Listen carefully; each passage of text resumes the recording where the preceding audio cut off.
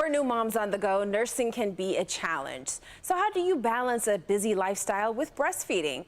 Our sponsor, Metro EHS, is stepping in with ways to help, and April Morton takes a closer look. Being a new mom comes with many joys and also a lot of questions, especially when it comes to nursing. For working moms and those on the go, they may feel nursing can be challenging, but experts say there are ways to balance the two. I would say get familiar with your breast pump early on. Even before you have the baby, you can get your breast pump through insurance, have it fitted to your body, play around with settings. And you can call a lactation consultant even before your baby's born to help them get it fitted to your body. In addition to the pump, occupational therapists and certified breastfeeding specialists at Metro EHS, Casey Callahan says, don't be afraid to introduce the bottle. Transitioning between the bottle and breast, I would say start early. A lot of people say not to introduce it, till a certain time, but go ahead and start the bottle right away.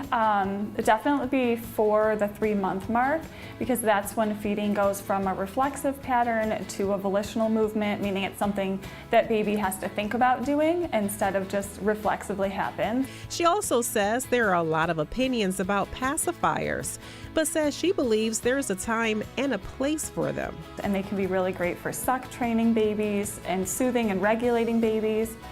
My advice would be to just take it out of the baby's mouth once they soothe, or if they fall asleep, go ahead and just pop it out of their mouth so you're not having prolonged use, which can affect oral development. She says if the baby is not latching on properly for nursing, or if the mom has any questions, they should consult with an expert.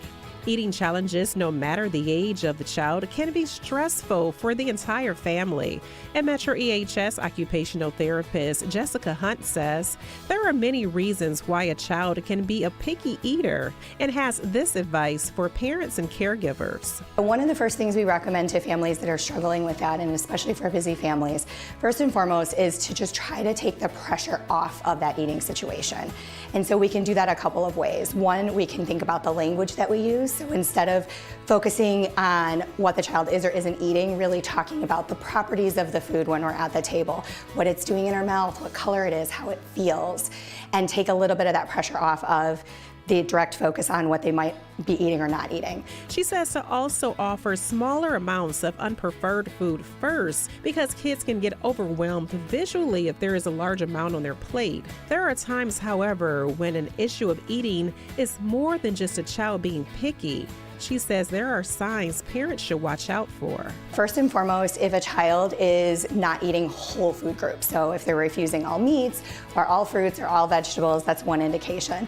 If a child needs an extended time to eat, so generally speaking for most kids, meal times shouldn't need to last longer than 20 to 30 minutes. So if they're taking an extended time to eat, if you have to do something special to get them to eat, so such as watching an iPad or have to do a dance and song, kind of to get them engaged in that meal time, is certainly another red flag that we would look at to recommend getting an evaluation. She suggests seeing the child's pediatrician first. Then if there is a need for any occupational or any other therapy, they provide it here at Metro EHS. And for those new moms struggling with nursing, just say keep going, keep problem solving. It's very, very stressful, but it's also very, very rewarding. For more information about the services Metro EHS provides, go to the website metroehs.com/WDIV. Again, that's metroehs.com/WDIV.